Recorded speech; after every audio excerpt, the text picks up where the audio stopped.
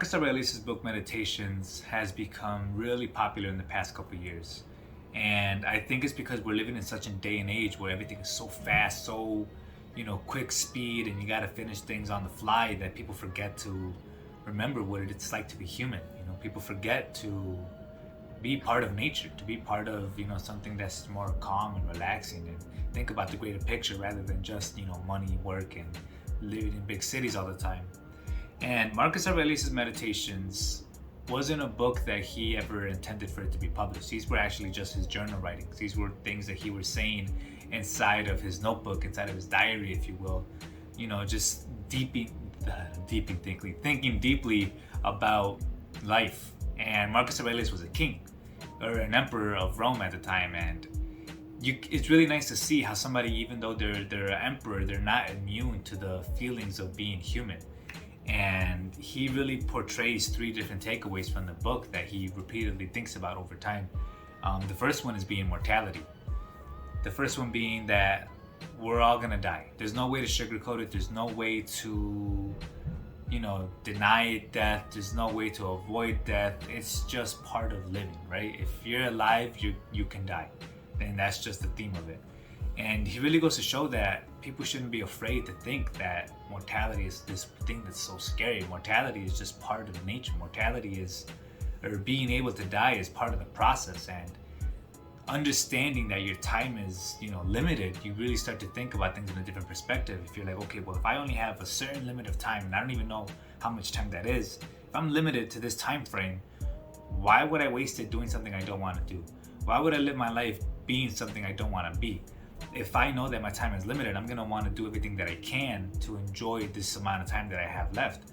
And whatever you do while you're alive is going to leave a legacy. Your mortality, the life that you leave behind, is going to be stamped and sealed in fate once you die. That's it. You can't edit it. You can't go back. You can't rewind. You can't change it.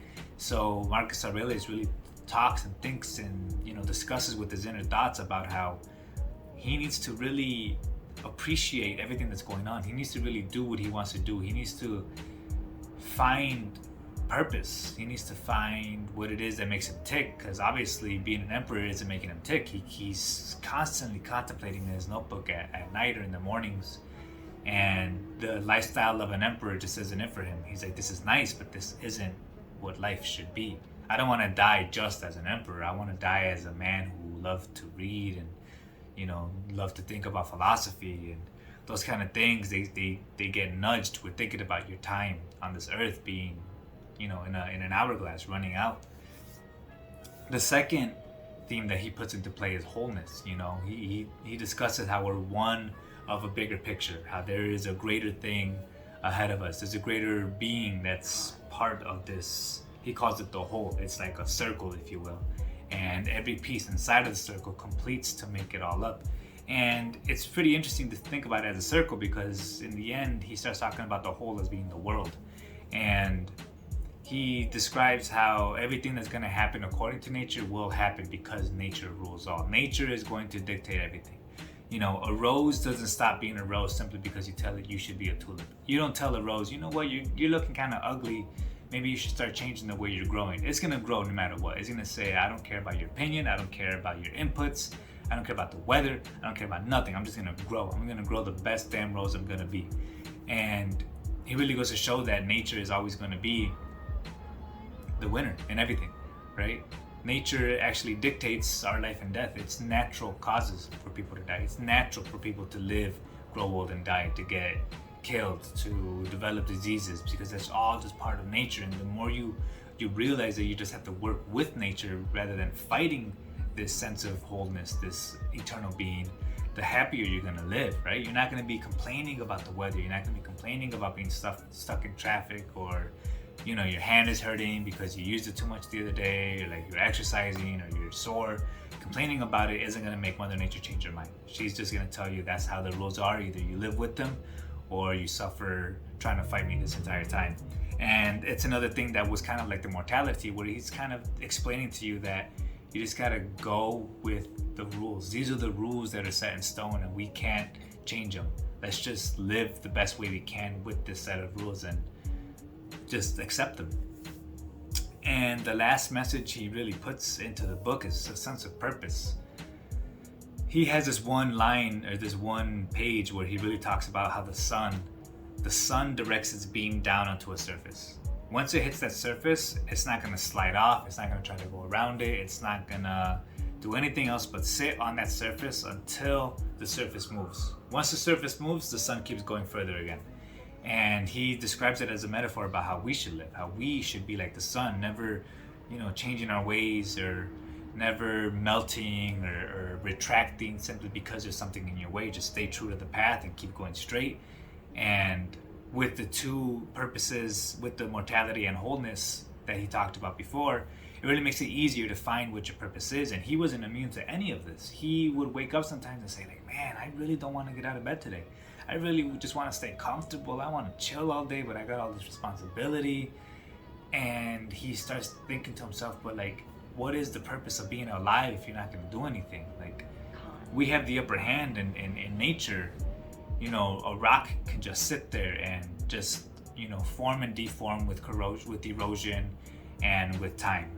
But being alive means you could take action and do something to change your consequences, change the fate of what you're going to be doing for the next 20, 30 years.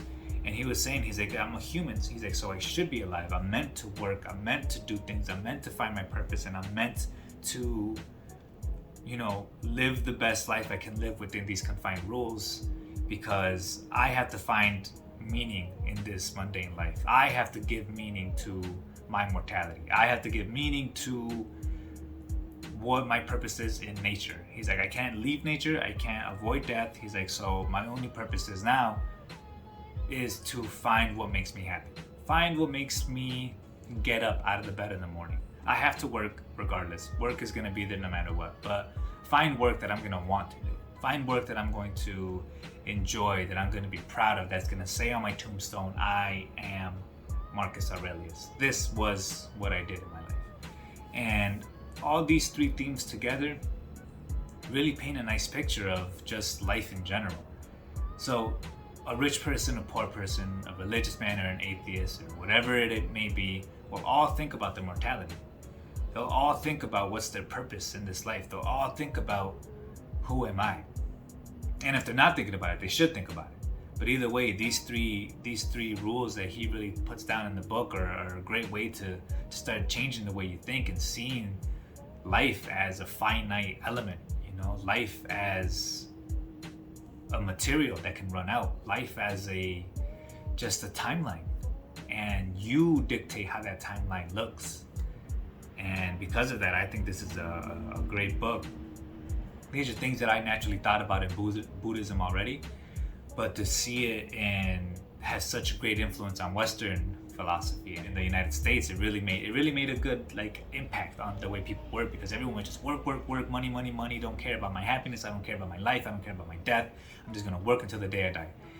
And when people started talking about this book and making it, circulate through the channels of people's conversations, it really helped people to take a step back and be like, you know what, there is more to life than just work. And so I think this book is a great idea. It's a great addition. If you haven't read it already, take a read. And that's all I got for today. I loved the book. I'll probably give it a 10 out of 10. I really enjoyed it. And I've never really been one to read. It didn't feel like a self-help book. It was more like a philosophy book. And it was, one of the main pieces of Stoicism.